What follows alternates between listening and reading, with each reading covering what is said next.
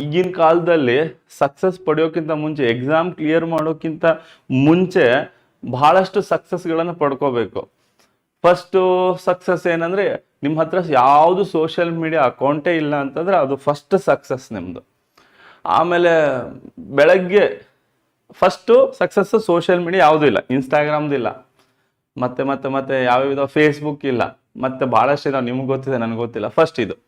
Second, ಬೆಳಗ್ಗೆ alarm ಹೊಡೆದ ತಕ್ಷಣ, ಒಂದೇ ಅಲಾರಾಮ್ ಸೌಂಡ್ ಬಂದ ತಕ್ಷಣ ಎದ್ದು ಕುತ್ಕೊಂಡು ಕೆಲಸ ಸ್ಟಾರ್ಟ್ ಮಾಡೋದು, ಅದು ಸೆಕೆಂಡ್ ಸಕ್ಸಸ್. ಆದರೆ ಎಷ್ಟೋ ಜನ ಇದ್ರಲ್ಲಿ 90%, 95% ಸೋಲ್ತಾರೆ.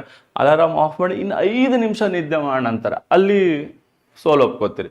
ಇನ್ನು ಥರ್ಡ್, ಓದ್ತಾ ಹೋದಂಗೆ ನೆನಪಿರಲ್ಲ, ಓದೋಕ್ಕೆ ಇಂಟ್ರೆಸ್ಟ್ ಇಲ್ಲ.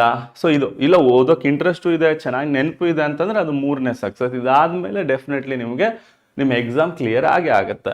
ಓಕೆ, ಸೊ ಹಾಗಾದರೆ ಆದಷ್ಟು ಸೋಷಿಯಲ್ ಮೀಡಿಯಾ ಏನಿದೆಲ್ಲ ಅವಾಯ್ಡ್ ಮಾಡಿ, ಬೆಳಗ್ಗೆ ಫಸ್ಟ್ ಅಲಾರಾಮ್ಗೆ ಎದ್ದೇಳಬೇಕು. ಅದು ಆ್ಯಕ್ಚುಲಿ ನಿಜವಾಗ್ಲೂ ಒಂದು ಫ್ಯಾಕ್ಟ್ ಇರೋದು. ನೀವೇನಾದರೂ ಅಲಾರಾಮ್ ಹೊಡೆದು 5 ನಿಮಿಷ ಮತ್ತೆ ಮಲ್ಗೋಣ ಅಂತ ಹೇಳಿ ಪೋಸ್ಟ್ಪೋನ್ ಮಾಡಿದರೆ ನಿಮ್ಮ ಸಕ್ಸಸ್ನ ನೀವು ಪೋಸ್ಟ್ಪೋನ್ ಮಾಡ್ದಂಗೆ. ನಿಮ್ಮ ಮೈಂಡಿಗೆ ನೀವು ಹೇಳ್ತಾ ಇದ್ದೀರಿ ಕಾಂಪ್ರಮೈಸ್ ಮಾಡ್ಕೊಂಡು ಹೋಗೋಣ, ಏನು ನಡೆಯುತ್ತೆ ಸಕ್ಸಸ್ ಅಂತ.